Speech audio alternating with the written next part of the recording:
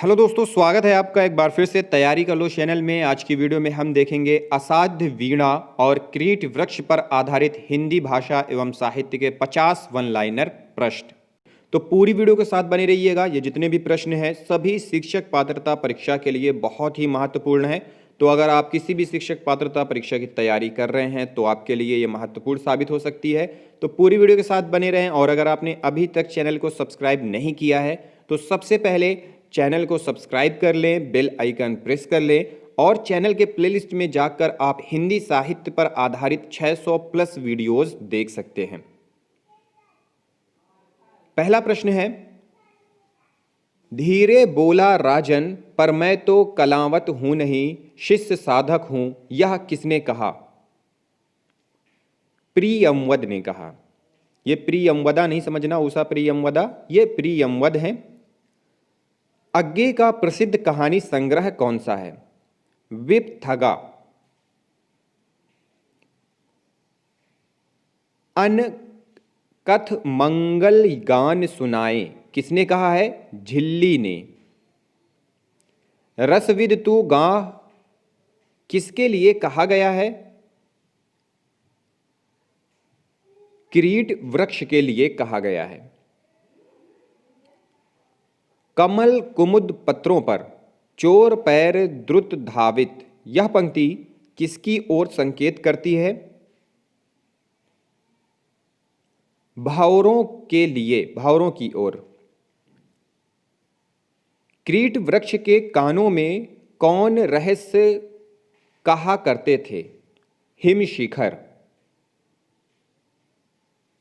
आ गए प्रियंवद केश कंबली, गुफा गेह, राजा ने आसन दिया, राजा के मन में कौन सा भाव था? कृतज्ञता का। उसके कानों में हिमशिखर रहस्य कहा करते थे, अपने कंधों पर बादल सोते थे, उसकी करी शुंडों सी डालें हिम वर्षा से पूरे, यहाँ किसका वर्णन है? यहाँ किसका वर्णन है इन पंक्तियों में? क्रीट वृक्ष का वर्णन है। एक चोट वह संचित संगीत जिसे रचने में स्वयं न जाने कितनों के स्पंदित प्राण रच गए, असाध्य वीणा के बारे में यह किसने सोचा? प्रियंवद ने। अगला प्रश्न है, वीणा का स्वर संगीत राजा ने किस रूप में सुना? किस रूप में सुना? वरमाल लिए विजय श्री के रूप में। कौन प्रियंवद है कि दंभ कर इस अभिमंत्रित कारु वाद्य के सम्मुख आवे? यह कथन किसका है? प्रियंवद का है। अगला प्रश्न है, प्रियंवद ने वीणा की साधना कैसे की है? अपने आप को क्रीट तरु में समर्पित करके। प्रश्न है, वीणा का स्वर सुनकर राजा का राजमुकुट हल्का हो गया, राजमुकुट की तुलना उस समय किससे की गई थी? शीरीष के फूल से। अज्ञे का जन्म कब हुआ था? किस सन में हुआ था अज्ञे का जन्म? 1911 में। असाध्य वीणा का निर्माण किस वृक्ष की लकड़ी से हुआ था? क्रीट तरु की वृक्ष से, क्रीट वृक्ष से। क्रीट वृक्ष की जड़ें पाताल लोक तक पहुंच गई थी, वहां कौन उसकी सुगंधि के आकर्षक में सोता था? वासुकी नाग। प्रश्न है, वीणा का नाम असाध्य वीणा क्यों पड़ा? वीणा को कोई बजा नहीं सका था। प्रियंवद के अनुसार वीणा साधना संभव कैसे हुआ? शून्य और मौन से। अज्ञे की कविताओं की विशेषता क्या है? अज्ञे की कविताओं की मुख्य विशेषता क्या है? भाषा शिल्प व उपनामों की नवीनता। कवि अज्ञे द्वारा रचित असाध्य वीणा किस काव्य संग्रह में संकलित है? आंगन के पार द्वार में। प्रिय पाठक, यो मेरी वाणी भी मौन हुई। किसकी वाणी मौन हुई है?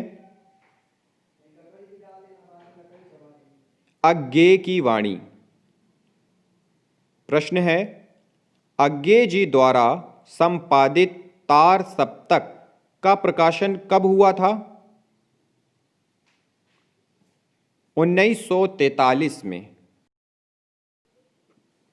अगला प्रश्न है, असाध्य वीणा कविता में व्यक्त हुआ है। क्या व्यक्त हुआ है? प्रकृति का ध्वन्यात्मक व आलंबन रूप। प्रश्न है, तू गा मेरे अंधियारे अंश में आलोक जगा स्मृति का श्रुति का किसे गाने के लिए कहा गया है? क्रीट वृक्ष को। अगला प्रश्न है, हठ साधना यही थी उस साधक की पंक्ति किसके लिए कही गई है? वज्र कीर्ति के लिए। प्रश्न है, राजा जागे समाधिस्थ संगीतकार का हाथ उठा। यह पंक्तियों में रेखांकित पद प्रयुक्त हुए हैं। किसके लिए प्रयुक्त हुए हैं? प्रियंवद के लिए। अगला प्रश्न है, वज्र कीर्ति ने वीणा को किरीट तरु से अभिमंत्रित करके बनाया था, लेकिन उसकी हठ साधना क्या थी? वीणा को हर कोई साध नहीं सके। राजन पर मैं तो कल्लावंत हूं नहीं कथन है। किसका कथन है? प्रियंवद केश कंबली का। भरोसा है अब मुझको साध आज मेरे जीवन की पूरी होगी। यह कथन किसका है? राजा का। ओ दीर्घकाय ओ पूरे झारखंड के अग्रज, तात सखा गुरु आश्रय त्राता महच्छाया, यह किसे कहा गया है? क्रीट वृक्ष के लिए कहा गया है। कोई ज्ञानी गुड़ी आज तक इसे न साध सका, यह कथन है किसका है? राजा का प्रियंवद के प्रति। किरीट तरु की कोटर में कवि के अनुसार कौन सोता है? किरीट तरु के कोटर में कवि के अनुसार कौन सोता है? भालू। प्रश्न है, वीणा का जो संगीत अवतरित हुआ उसमें रानी ने क्या सुना? उत्तर है, अनन्य प्रेम सर्वोपरि है। अगला प्रश्न है, असाध्य वीणा नाम प्रसिद्ध हुआ क्यों? असाध्य वीणा नाम क्यों प्रसिद्ध हुआ? वीणा को कोई बजा नहीं सका, इसलिए असाध्य वीणा नाम प्रसिद्ध हुआ।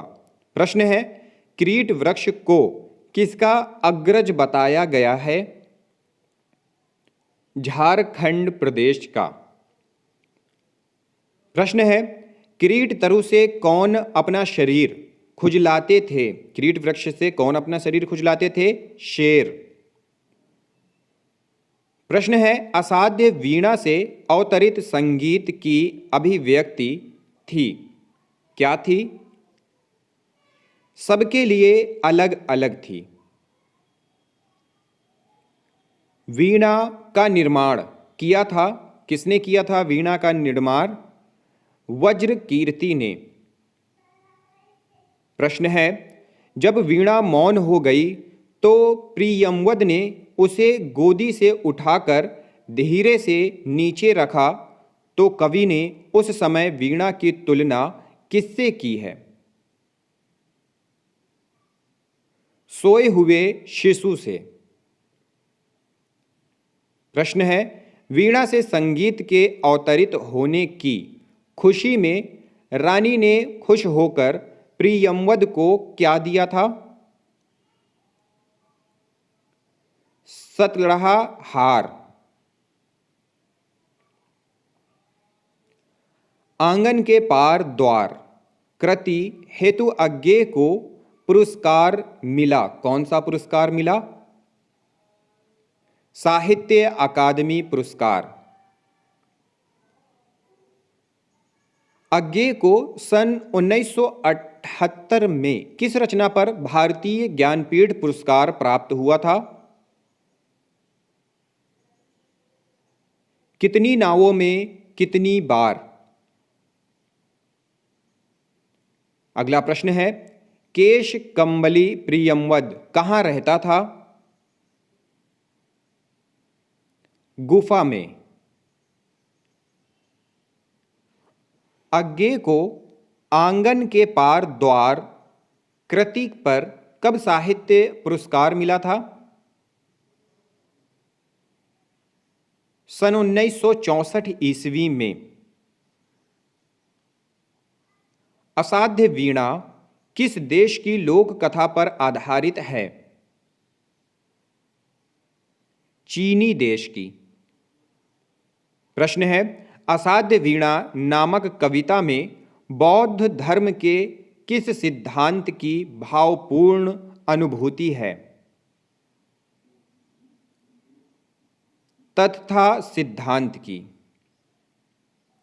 असाध्य वीणा कविता ली गई है, किससे ली गई है? आंगन के पार द्वार से।